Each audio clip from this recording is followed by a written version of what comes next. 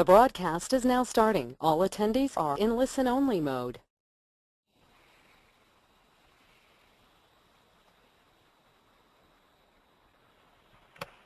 Hello everybody, we're going to go ahead and get started for our presentation with our webinar today. I'm Josh Ellsworth with Stahl's cad-cut Direct, and I'll be delivering 5 ways to digitally print apparel.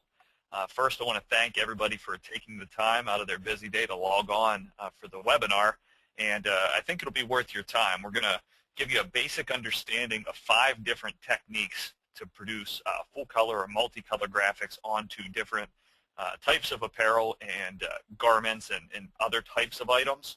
You're going to learn the strengths and weaknesses of each technique, whether it's a process that you currently use or it's a new process that you're considering. You're going to get my perception of each technique.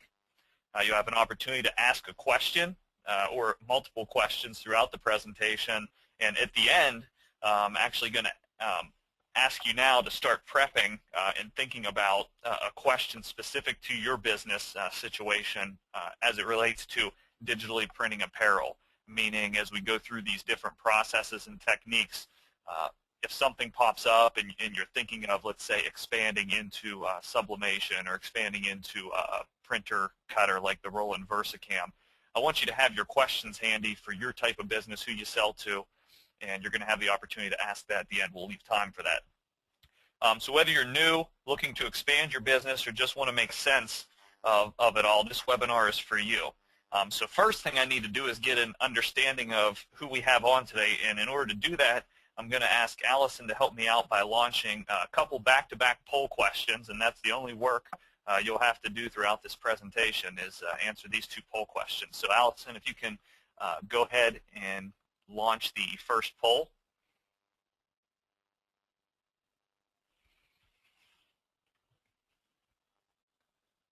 So which of the following equipment do you own? I just want to get a basic understanding of where the audience is at. And you can select more than one here, so please do select all of the equipment that you own. And we'll give it about 15 more seconds here till we close the voting. We have 89% have voted, 91% of people have voted. 10 more seconds, guys and girls.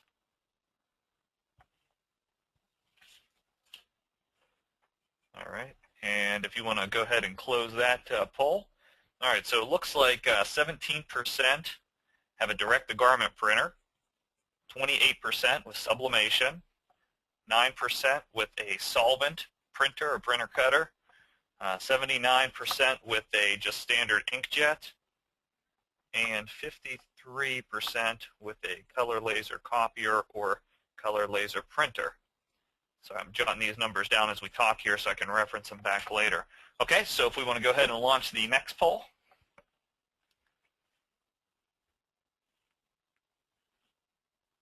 And this will probably correlate directly to your last answer, but which of the following fabrics do you currently decorate? And once again, please select more than one.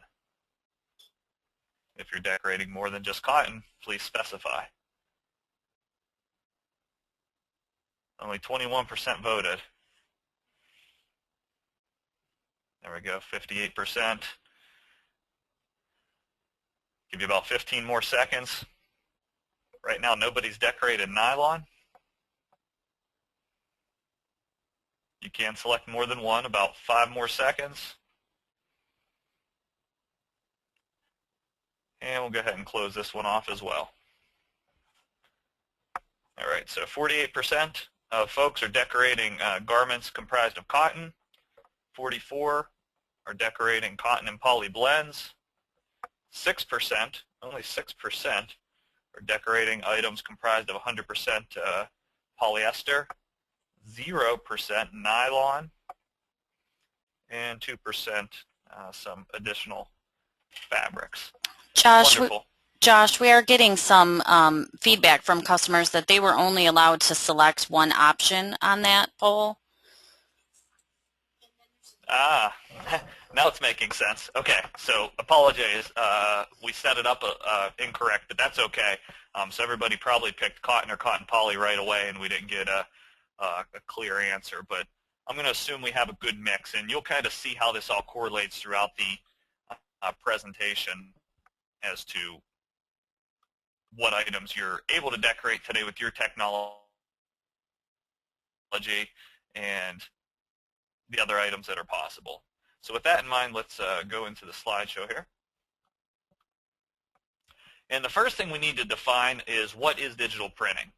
And the basics for digital printing are that you're utilizing CMYK inks in almost every scenario, and that stands for cyan, magenta, yellow, and black. So all of you that own inkjet printers, the 79% of you, or any other print device, understand that CMYK stands for cyan, magenta, yellow, and black. Now for apparel decorating, in particular dark fabrics, you need to add another color to this equation, and that's white. As you see in the photo here of a direct-to-garment printer laying down a white underbase in order to print on a dark fabric.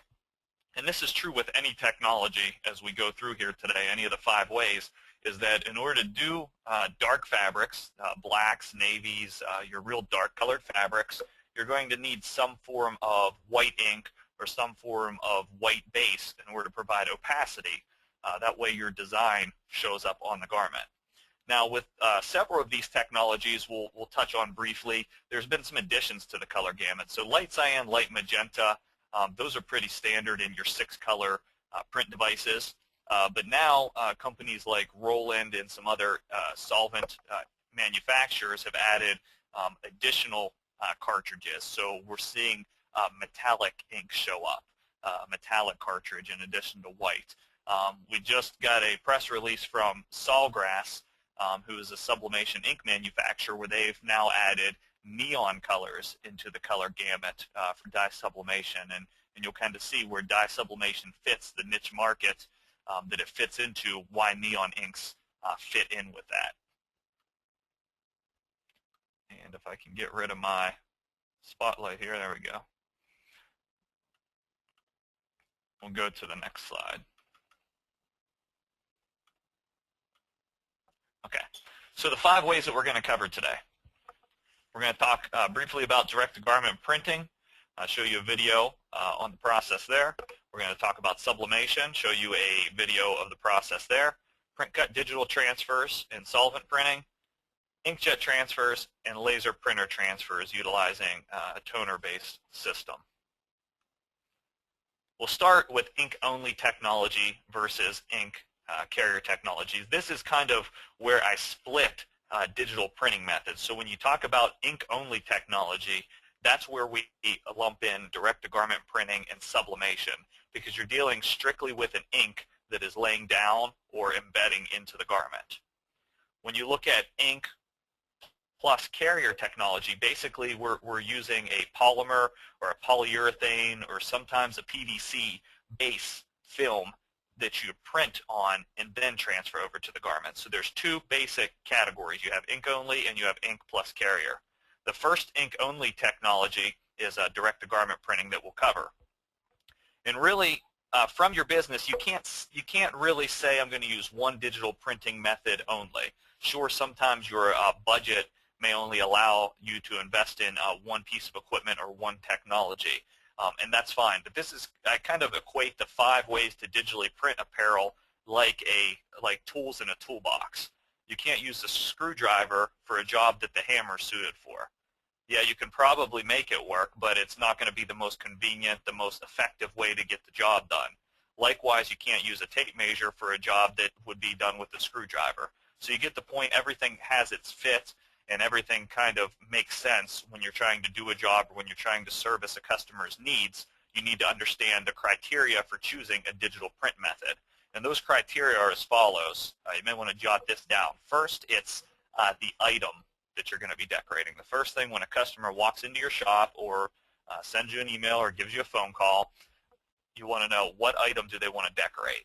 Is it a t-shirt? Is it cotton? If it's a t-shirt, is it a cotton polyester blend? Maybe it's a performance fabric that's moisture wicking, that's polyester based. Could be a nylon based jersey. So you want to know the construction of it. Also, it may not always just be a t-shirt. when we talk about construction, we're not only talking about fabric content, but we're also talking about the shape of the item. So it could be something like a jacket, a hooded sweatshirt, a bag, a hat, something like that, something that may not be just a standard t-shirt flat construction. These are important factors. Also, you want to know what color the fabric or the item is. And you'll see this makes sense when we look at, whether we need to use a technique for light colors or for dark colors. Once we know all about the item that they want to decorate, we need to know about the design.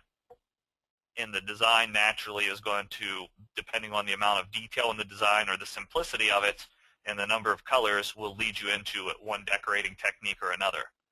One thing that all digital print methods hold in common is that they are ideal or best suited for multicolor designs, meaning 2 or more colors. And color gradients and full color art is totally possible with digital printing, and that's the real advantage over other technologies such as standard heat applied film or single color screen printed transfers where you're paying per color. With digital printing, full color is possible. Also, you're going to want to know how much the expected durability is. So is this a garment or an item that's going to be a one-time wear or only need to last, a dozen washes, or is this something that's going to be worn day in and day out for a workwear uniform or possibly for a team sport jersey? So the expected durability, those are your 3 big criteria, and by answering these questions, you're going to be able to direct yourself into a technology. So with that in mind, let's talk about direct-to-garment printing. I want to start with a video here. Okay, so I just pulled a video off of YouTube. I'm not partial to this brand, and I'm not really going to spend a lot of time, or any time for that matter, educating you on the differences between the different brands of direct-to-garment printing. I just want to educate you on the process. And one of the major gripes I have with trade magazines and trade shows and just a lot of experts in the industry is a lot of times we'll look at you and we'll try to force you into a technology. And it used to be sublimation when I first entered the industry about 10 years ago. Everything was about sublimation. And now everything's about direct-to-garment printing. But what I want you to realize after this webinar is that direct-to-garment printing isn't the fit for everybody. It's a fit for certain types of businesses, but maybe it's not the best investment for your business, and you're going to come to that conclusion. So let's go through this Inkjet model is the one I'm going to demonstrate. This isn't me on the video. I just pulled it from a site on YouTube, and you're going to see basically how the process works. And this may be review for a lot of you, but you lay the garment down basically flat. In this case, you're going to do a white shirt, so it's not going to require a white underbase. You're going to just be able to print CMYK inks directly on the white shirt. So light colors such as white are the absolute easiest garments to accommodate with the ink-only technology, where it's going to print directly onto the fabric. So as you can see from this platen here, that it needs to feed in through this printer. So you have some restrictions right away when you're shopping for a direct-to-garment printer. You're only able to accommodate a certain type of item. To do a bag, to do a jacket, or maybe something with a different type of seam structure or more of a bulk to it, can be difficult to feed through this tunnel and print on accurately at the right height. So when you're looking for a direct-to-garment printer, you want to look at the number of items you'll want to accommodate and see what the printer can produce. So once you have it set up, this gentleman's already set up the artwork, and he's just going to hit print. And so this really grabs people's attention. It's like the simplest way to do a t-shirt, print directly on it. It seems like a no-brainer. So you have your inkjet heads, your CMYK inks. They're going to go back and forth and print this garment. And ultimately, it's going to take a couple minutes here, but you'll be able to see the image start to come out. And just like you'd print a photo, you can do photorealistic images on a t-shirt. In this case, he's doing a frog.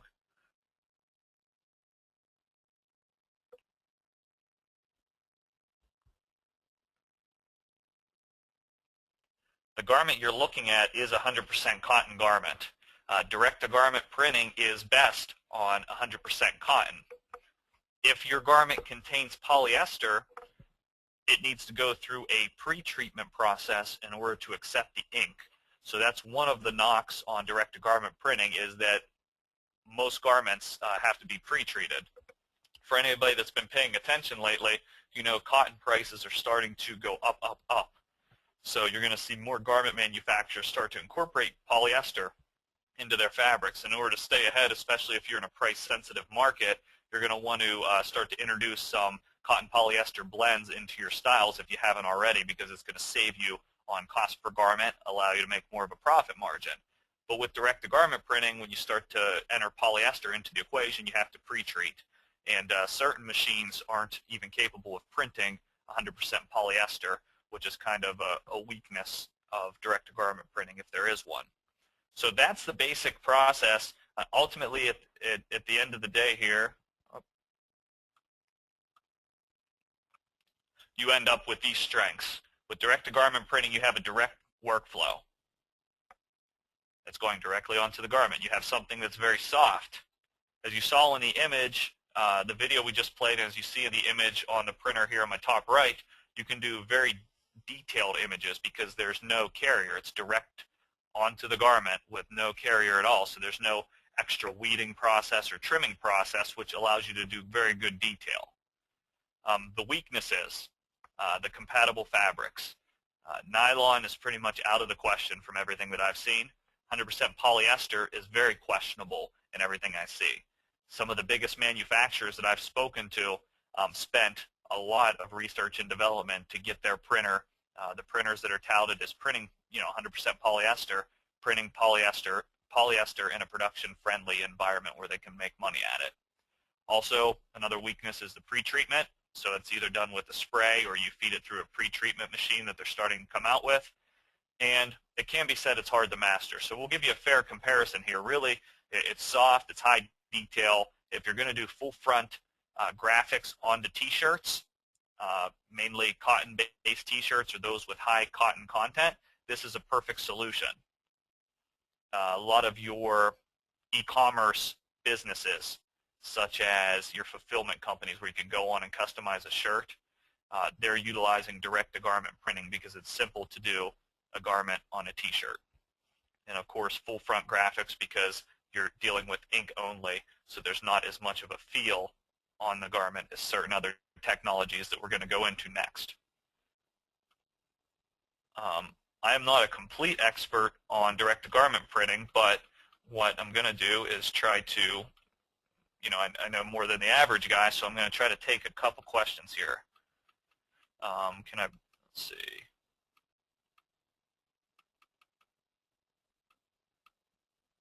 Let's see. Okay, so there's a few questions here. One of them is, what DTG machine would I recommend for dark shirts? I don't know that I can sit here and say that I've studied them enough to recommend one brand over another. I know if you go onto tshirtforums.com, you'll see a lot of user experiences from printers, people that own printers. And usually once somebody finds success with a printer, that's the one they swear by. So I know Inkjet has quite a strong presence at trade shows.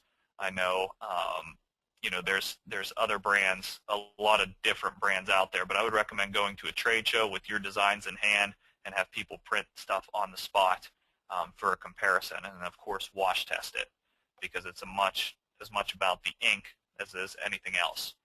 Starting point of investment on the direct-to-garment printer was another question. You're looking at 10 grand and up, so it places you in a price bracket where the return on investment is a little difficult. You got to print a lot of t-shirts to start bringing a return on 10 grand. Also, they're still, with certain units, they're questionable as far as ink drying up when they're not in use. So if you're running it day in and day out, high production, it's a pretty good investment. If you're hit or miss with your t-shirt jobs for this type of graphic, you can run into some maintenance issues. Okay, so come back to some questions at the end of the session, like I mentioned, but we're going to move on because we have a lot to cover here. The next thing I want to talk about is sublimation. So with this particular process, the strength is the durability. The sublimation process works like this. It starts as an ink in a printer, such as an Epson or there's new printers out, Rico printers out that use a gel-based ink from Sawgrass, which is Sawgrass's website is just sublimation.com. But basically, it starts as an ink. You print onto a paper. When you press the paper, it turns the ink into a gas. Then it's able to dye the actual garment that you're trying to press to. Once the garment cools down, it traps the dyes in the garment and you get a highly durable, vibrant image. The trick is, with the technology and the way it dyes the actual fabric, polyester is the fabric type that's able to open up when heated to receive the dyes of dye sublimation ink. So if you try to put sublimation onto a cotton garment, the way cotton works, it doesn't open up and absorb the ink. Yes, it may sit on the surface of the cotton, but when you wash it, it's going to fade out immediately. The polyester is the only fabric content that can accept the dye from dye sublimation. So that's the first thing that stands out to me as both advantage and a weakness. The weakness is the compatible fabrics. This isn't a cotton technology. Most manufacturers will recommend that you have at least 60 to 65% polyester in the garment in order for it to be sublimation friendly. Likewise, since you're dyeing the actual fabric, it automatically rules out dark color fabrics such as black, navy, or really dark shades. Yes, you can do pastels, creams, tans, sage, those sorts of colors, but ultimately, whatever color the garment is, it's going to impact the color of the print across the whole design. For instance, if you go onto, let's say, a neon orange shirt and you try to put yellow ink on it, it's not going to show up. But if I put black ink on a neon orange shirt, the black is going to overpower the neon orange, and of course I'm going to see the color. So hopefully that gives you an idea of what it'll look like. I actually have a quick photo that I pulled out of a Sublimation almanac I got emailed to me a half hour before the webinar started, and it has a good example here. So you can see here's dye sublimation on a white shirt. You see the high photo quality. This is a moisture-wicking vapor apparel polyester shirt, and here it is on a yellow shirt. Any spots that have void areas show through yellow, the color of the garment. There's no such thing as white ink for sublimation because it's actually dyeing the fabric. Let's watch a quick video on sublimation. And one of the biggest advantages of sublimation that I like is for like your all-over printing or your large prints. So you can get a large format Roland printer or another printer that's sublimation compatible and print huge designs on a roll of paper. After you print it, we're going to lay out our t-shirt. This particular heat press is a large format press, so I'm able to accommodate the whole shirt. And eventually here he's going to grab his transfer, line it up on the garment. You can see he print a little bit of an overlap so it hangs off the edge of the shirt. Shuttle the whole garment in and press it. Of course, this garment is probably a Hanes soft link where it has a polyester shell and a cotton inside, which allows it to be sublimation friendly, but still wear and feel like cotton. But of course, these types of garments cost more. And you can see you got this highly detailed, full color image. So let's see. Apologize, I'm kind of toggling between a lot of screens here. But so really you have durability, you have softness, versatility. Why is that word here up here under strengths? Sublimation allows for more than just garments. So direct-to-garment printing, has its limitations in that it's a fabric-based technology. Sure, there's printers out there where you can switch the whole ink type in the system to accommodate hard items, but really sublimation is built for versatility. So not only can you do white and light color polyester fabrics, but it's the leading technology for doing things like mugs, mouse pads. They have sublimatable Christmas ornaments. People will do like tiles for a tile mural for like inside of a kitchen or the bottom of a pool. So it's pretty versatile in what you can do. And after every presentation, we do a blog post on greatgarmentgraphics.com. So in that blog post, I'll provide a link to the Sublimation Almanac, or a special issue that was just released by Printware, and you'll be able to read all about sublimation there and what it can do. Opportunities, as I told you, neon inks have just been introduced by Sawgrass, and the reason they did that, in my opinion, is because neon is a very popular color in extreme sport applications such as motocross or surfing or skating, any of those types of markets. And if you follow the extreme sports markets, they're wearing garments that are highly stretchable, comprised of polyester, and since a lot of them are beach sports, they're wearing light colored garments so they don't absorb the sun. So it's a perfect fit for sublimation, these active fabrics that stretch with moisture, because sublimation is compatible with them for the performance apparel. So the neon inks are a perfect fit. Let me see if I have any questions here on sublimation. All right, good, fresh, some stuff in caps here. Isn't printing with sublimation more prone to printer head clogs? I've read so many frustrated users with the Epson versions. And yes, when I first came on with Imprintables Warehouse 10 years ago, I used to sell the Epson printers and sublimation systems. And since then, Ricoh has come out with a printer over the last couple years. The Ricoh GX E3300N is like the 8.5 by 11 size printer. I think it'll print 8.5 by 14. But it takes care of a lot of those issues in that it uses more of a gel-based ink system. It's kind of a hybrid between a laser printer and an inkjet printer, and it improves print speeds, reduces head clogs, those sorts of things. I read a stat where you can actually print an 8.5 by 11 sheet in 23 seconds instead of the minute and 45 seconds it takes with an Epson. How much does the paper cost? Paper for sublimation is very inexpensive. This is quoting way back, but a 8.5 by 11 sheet, we used to sell it for about $1/4 a sheet. Epson was horrible. Yep, heard things about the Ricoh, but it can't go large, right? Ricoh printers, they come in different formats. So if you read that link on the Sublimation Almanac, you'll see some of the different sizes. Okay.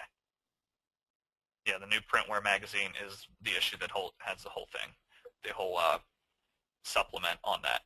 Okay, so I'm going to keep moving here. That's sublimation. The next digital print method is one that is very close to Stahl's and the products we sell, and that's print-cut digital transfers. And here I have solvent-based ink technology. So this can be solvent or eco-solvent-based ink. Roland sells the eco-solvent inks primarily with their printers. I believe Mamaki has a printer that uses eco-solvent inks as well now, which basically means that it doesn't have to be ventilated. So I have a printer here in my office. I don't need to have any sort of ventilation on it.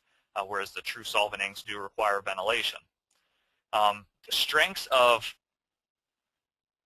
producing prints with digital transfers with a print and cut device is really the versatility. The color reproduction is still great, and it really opens up dark fabrics. And when I say versatility with this, I mean not only versatility in that you're not limited to the fabric content, but also that you can start to do other applications with the printer. And for those of you that own these printers, you know that goes as far as banners to wall graphics to stickers to window decals, static clings, you name it. There is a lot of versatility with this printer. And for that reason, I submit to a lot of new folks that come to a trade show that this may be a better use of a $10,000+ investment than a direct-to-garment printer, depending on the type of business. So if you walk into a school, if this is your market, you walk into a school with a print-cut device in your shop, you can present all of these hundreds of decorating options. If you walk into a school with a direct-to-garment printer, you can probably do some really cool things on T-shirts and maybe some other applications, but you really can't service everything from A to Z like you can with a print-cut device. Likewise, one of the weaknesses of print-cut digital transfers is you start to get in large full prints. It's my perception of it that it has more of a feel. So DTG does have still a feel, especially if you're doing a dark garment and you need to print a white base down, there's a feel there. But with print cut, it's a little bit more of a feel on certain fabrics, and that all depends on the media that you choose. So we have medias that are very thin and medias that are thicker. It's just a matter of matching the right media to the fabric based on what you want to deliver to the customer. But still, you can't get as soft as Sublimation or as soft as direct-to-garment with this process for full front T-shirts. Opportunities, promotional products, sportswear, a lot of opportunities with the print cut device. Let me show you a brief video of how this thing works. Actually, I'm going to keep moving here. I want to explain the next section. Then I'm going to show you a video that combines the print cut digital transfers and the inkjet transfers on one video. So we'll come back to print cut here momentarily. So print cut units are inkjet devices. They just use solvent or eco-solvent inks, whereas a desktop inkjet printer uses aqueous-based ink. So you can use a pigment or sometimes a dye-based ink. Often for sublimation, you use a standard inkjet printer and just change out to sublimation inks. But if you buy a printer from the store, from Staples or Best Buy or wherever, and you buy it with pigment-based inks, these are the inkjet transfers that I'm referring to here. Strength is, it's about as inexpensive as you get for an investment for getting into heat transfer work. Weakness is, if you don't trim the design, you end up with that box around the print. So if you're printing a square photo, that's fine onto a shirt, but if you're printing some sort of design that doesn't fill the full 8.5 by 11 or 11 by 17 sheet, you have that ugly polymer window that nobody wants on a garment. Also, there's some labor in trimming the design, and one of the weaknesses here is durability, and I should also put on their color vibrancy when you compare it to solvent, as we'll see here in a moment.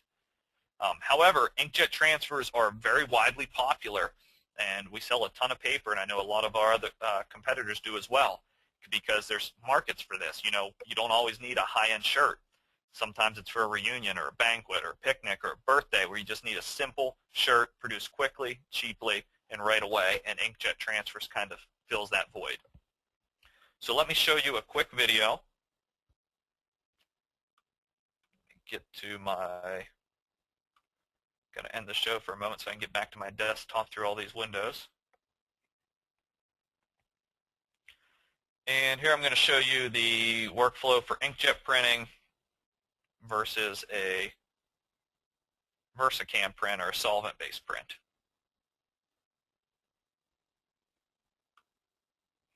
Okay, so this is the inkjet printer by my desk. As you can see, I need to dust it probably. But I'm loading our Inktra opaque transfer paper into this printer, send a design right from my laptop that I have here. And in this case, I'm doing it on dark transfer paper, which means it has a white carrier sheet. Remember I said you need an ink plus carrier in order to go on dark garments. So I want to go to a dark garment, so I'm printing on a white-based sheet. Now you'll notice these are all printing with little dots in the corner. These are registration points. So what that's going to allow me to do, if you have something called an optic eye cutter, with an optic eye cutter such as the Roland GX24 or the Expert 24LX, it can actually read these registration points with a laser sensor and trim around your image for you. That way you don't have to do it with scissors by hand. And we'll show you that here momentarily, but that's just something that's done in the Roll and Cut Studio software. So I take that printed piece with the registration points, I load it into my vinyl cutter that's used for, you know, my heat applied vinyl stuff as well, and send the same file that I printed to my cutter. It's going to read these registration points, and it's going to come and trim around the design. And so I'll load another one so you can see how that works, because I know it's a little choppy as it renders across on your screen. And we'll zoom in here, and you can see that laser. It's reading the sensor. It reads the 3 registration points, and then it comes back, and it trims right around the image. Okay, so I'm going to skip ahead a little bit here. That's the last one. This is the one I actually messed up, but you can see after it's trimmed, you can pick up your design right off of the backing sheet. On this one, I loaded it incorrectly, which ruined the design. I wanted to show you that mess up, but we don't have time to go into detail on it because I want to make sure to get through everything else. But you just see it's a 2-ply paper. I remove the backing, and it basically leaves my image. In this case, I programmed the cut line, exactly where I want it on the design. And then you just pull the image from the backing paper, and momentarily I'll lay it on my garment to heat press it. And I'll weed away the last one. This one I've trimmed all the way up to the edge. It's up to you where you program your cut lines. You don't need to have a white border. You can trim it directly up to the edge.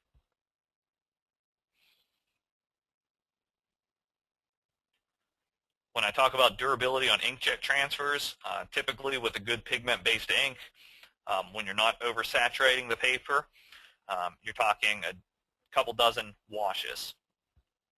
Now this is the print cut workflow on a solvent-based printer. This particular printer prints with much better color vibrancy for dark fabrics. Also, you can gang your images up and send them all to a roll rather than having to send them individually to a sheet. It also allows you opportunity to do larger graphics since you can send to a roll instead of a max size of 11 by 17 or whatever size your inkjet printer will handle. So after everything's printed here, it's going to come back, and this particular device is the Roland VS300. It's going to trim around each design. Stahls does not sell these printers, but our sister company Imprintables Warehouse does. So if you're interested in solvent print technology, Imprintables Warehouse would be a great company to contact.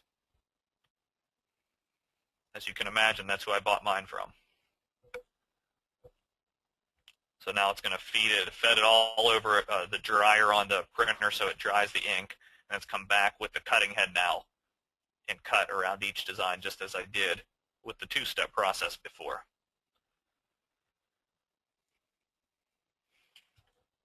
After the designs are cut, I weed everything away.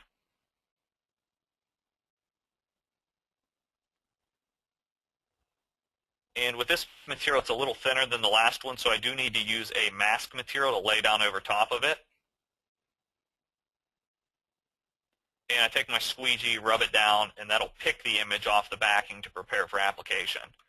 So you got to go through these steps because I'm going onto a dark fabric, and since the printer doesn't print white, I mean it prints white, but it doesn't print it opaque enough so it stands out on a dark garment. That's why you need to print to the white base material when you're doing a dark garment. If I was doing a light garment, we have clear material for both styles of printers that you just simply print in a mirror image and you flip over and press it. You eliminate the masking process. So I'm going to speed up here and we'll get to the application. So here I'll press these designs side by side on my Hotronix Fusion heat press.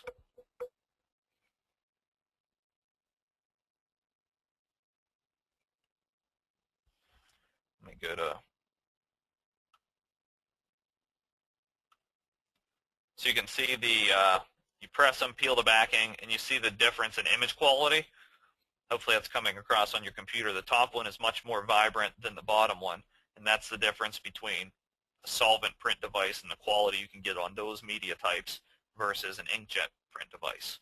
Also durability. If I wash this shirt 25 times, you wouldn't see color fade at all on the solvent printed version, but you would see a lot of breakdown on the standard aqueous inkjet printed version. And also I think I have a close-up of this after I apply it here.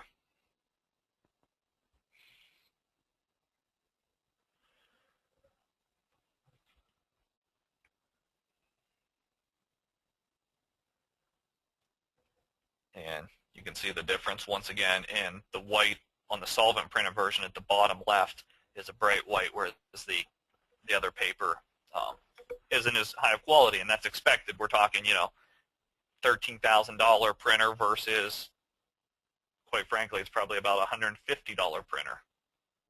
So those are some of the differences. Okay.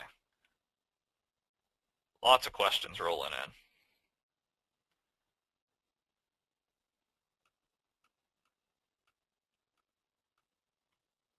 Okay, what does the VS300 run? Honestly, I don't have the price off the top of my head, but I want to say it's really close to $14,000 for that one.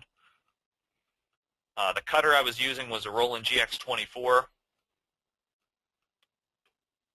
what clear sticky backing paper can I use for the color paper. Our Magic Mask product, we carry it in 3 different tack levels, is what I'm using to lift up the image off the backing.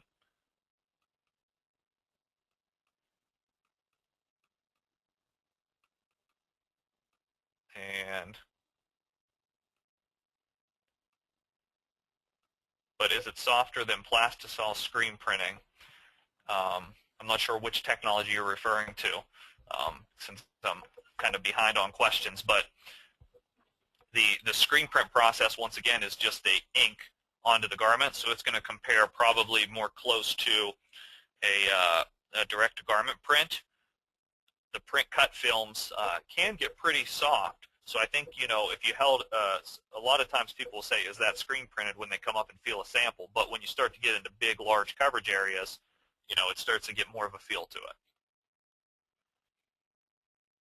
Okay, let's go back to the presentation here.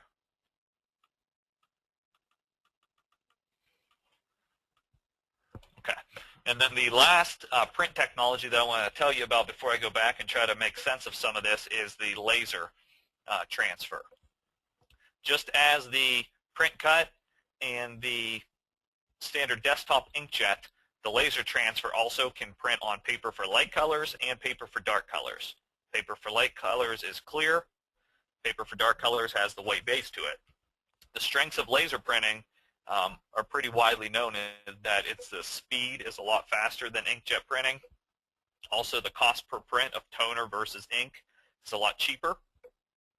And in a lot of cases, it's easy to use as long as you have a printer that will feed paper without jamming. So the main thing is make sure that your paper that you buy is compatible with your printer, or go out and buy a printer that will allow you to print the paper you want. Once again, that's another weakness is printer compatibility. You need to make sure you have a good printer that accommodates a wide variety of paper. And overall durability as compared to solvent printing, it's not, once again, not as durable as solvent printing. But there are papers out there that last 24 to 36 washes, which is good for a lot of applications. The opportunities are a lot like that of the desktop inkjet, promotional shirts, small business, schools and organizations. This is a good fit. So at Stalls, we have a new paper out called Exact Print.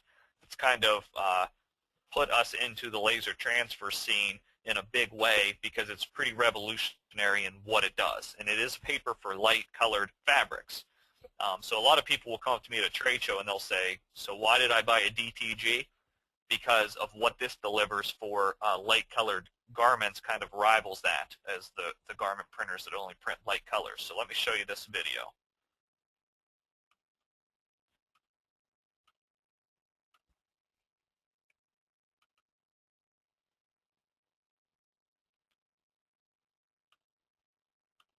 Hopefully it's going to play for me here. Okay, here we go. So this is the laser printer that I have here in my office. I'm just going to print a couple designs off it. As you can see, I've loaded the Exact Print paper into the bypass tray. And you do have to single sheet feed it with this particular paper so it doesn't jam, but it's still fast as far as the print speeds go. This is real time here. After your designs are printed,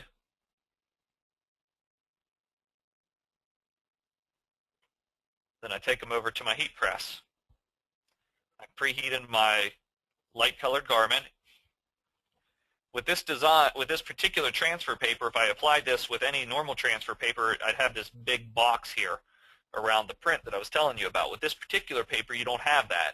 It's called a self-weeding paper, or it prints only exactly the design that you want, and there's no trimming at all. So when I peel it, you can see the only thing that sticks to the garment is the actual print. There's no square border around this, and you'll see a better close-up view here soon. And I'll press the other Volkswagen design that had the white void areas in the center. And you'll see when I peel this that all of those areas are empty and free of the polymer window.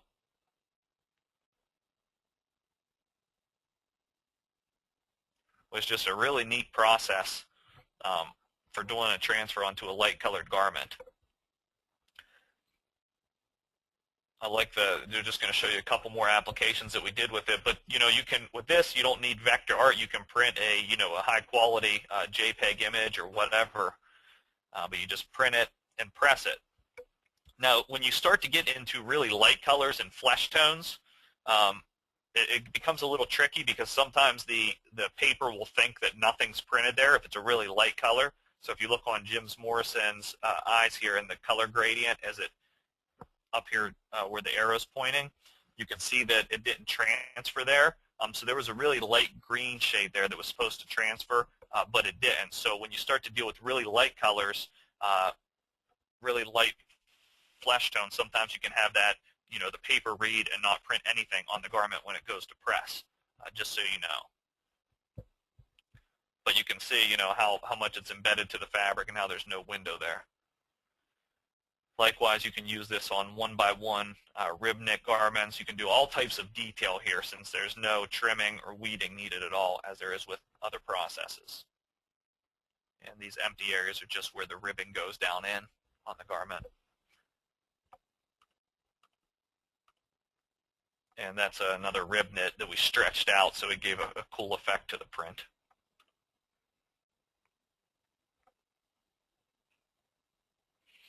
And here's an example of doing a light color. You can see we use darker shades in our print, so it would show up on the light colored shirt.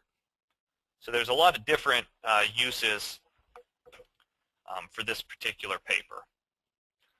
Once again, this is for cottons and polyester-based garments. Sorry, I gotta get back to, so that's laser transfers.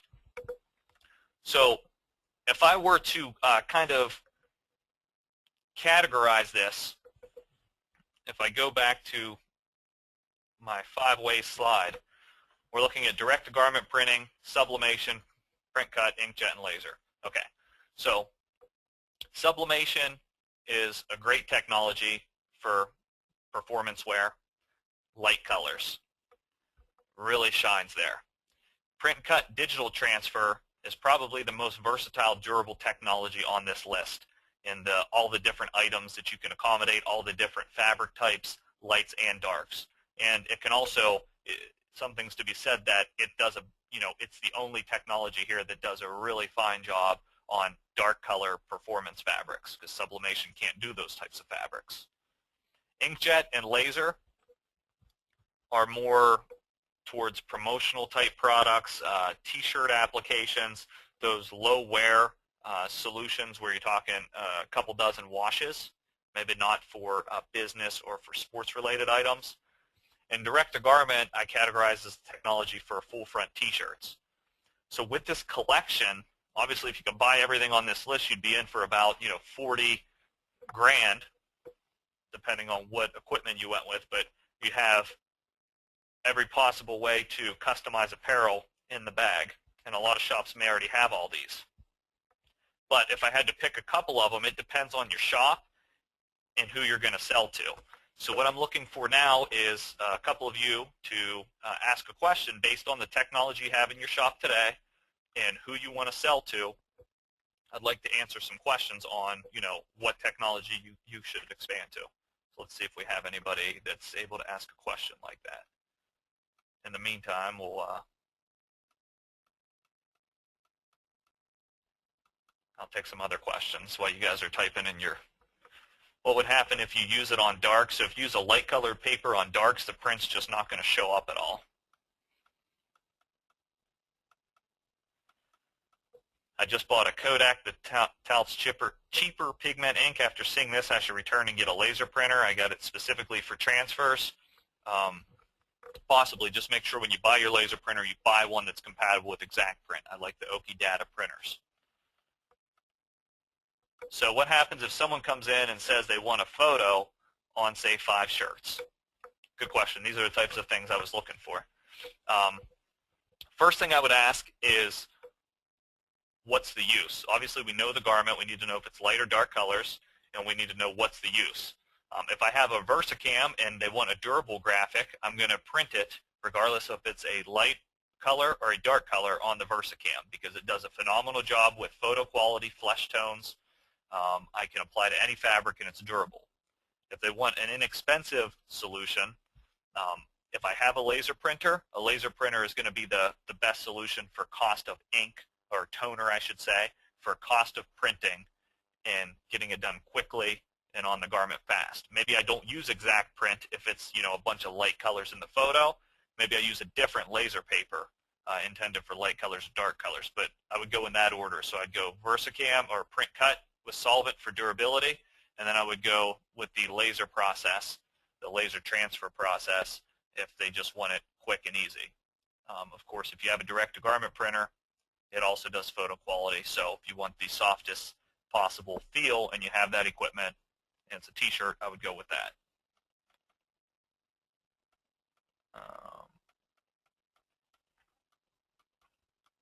What is the investment to get into sublimation? It depends. If you want to go large format sublimation, like these Roland printers that will do really wide format, then you're up in the 15K price range. I think they have print-only devices for sublimation that are more like $8,000. But if you want to do just desktop sublimation with like these Ricoh units or the Epson units, then you're looking more at like $500 to $1,000 depending on the setup with the inks and everything. What is the best for neoprene? Neoprene is a polyester base, so you can use almost anything on neoprene. I like the print cut transfers, and I actually have a video that shows that. Give me 1 second. Decorate anything. So while I'm answering questions, I'm just going to let this video roll of the print cut and some of the crazy things you can do with it.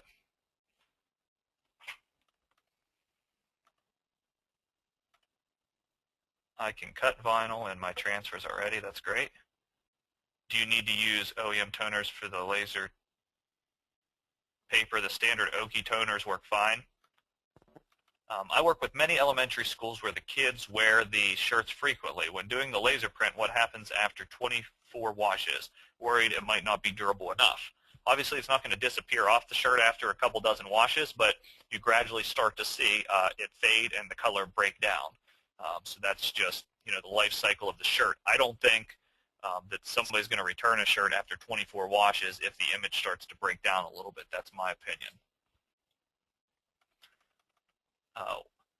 What kind of wide format digital cut machine would you buy? And would you buy one that has a printer and a cutter in one, or buy one that needs two separate pieces of equipment? Good question. Arguments can be made both ways. For a long time, a lot of sign companies were saying it's better to have two separate devices for efficiency. I personally, for transfers and apparel, relatively small graphics in the grand scheme of things, I prefer to have it all in one unit because I can gang up all my jobs, for the morning or for the day and send them all at once without having to put an employee on the unit. If you're printing first and then cutting second, you need to kind of man the device. I can't say that I have experience with a ton of printer cutters, but I know Roland inside and out, and I really like this VS300 unit. If I were to buy my machine again, I would buy it. It has 8 cartridge options. I would buy it dual CMYK, meaning 2 cyan, 2 magenta, 2 yellow, 2 black cartridges for print speeds, instead of getting the metallic and white configuration, because right as of today, the metallic ink doesn't have a lot of durable applications for apparel.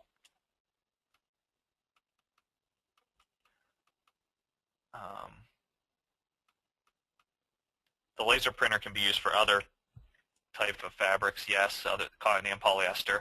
I'm a small shop offering embroidery and heat transfers. I have a Stahl's draw press only, no cutter or printer. Why should I buy a print type machine versus ordering my transfers from Transfer Express or another company? Not convinced that you should is probably how I should start out. So I think there's that breaking point for every company when it comes time to make an investment in equipment versus ordering out. And I would look at your sales volume that you do in transfers versus what you could print those for yourself and figure out if the cost savings and the additional potential opportunities justifies an investment. If I started a shop today, I'd probably focus on sales and marketing, and I'd probably order the prints out and press stuff. As my shop grows and I add more employees and want to cut costs and bring things in-house, then I'd start to add equipment. But first, I would focus on what I'm good at, sales and marketing, and basically just heat press transfers all day long rather than having to deal with printing and all the technical know-how if I put myself in a beginner's shoes. Where was the bottom platen in that last photo? Sorry, I don't know what photo that was, but there's interchangeable platens on the Fusion that you can do different sizes. It's a really quick click and change. As you can see here, we just printed a nylon jacket with a full color photo transfer. Okay, so I'm officially 12 minutes over. But you guys are still rolling in the questions, so if you're typing still, go ahead and submit it, and I'm going to post a blog post after this. If you've asked questions, I'm going to try to get back to you with answers and advice. I just really appreciate everybody taking the time to log on today, and it looks like, as far as I know, I haven't looked up much, but most of the attendees stayed on the whole entire time, and I appreciate that. So thanks for watching. Next webinar is on April 7th at 2 o'clock. It's text and number effects, full color personalization using a heat press. Sign up at greatgarmentgraphics.com. Also, I have another webinar personally on April 12th that's 5 ways to foil, and it talks about how you can use heat transfer foil and how you can do unique things with this exact print paper and foil. So that'll end today's presentation. Thank you very much for attending, and you can go get back to your business and the jobs you have waiting for. Take care.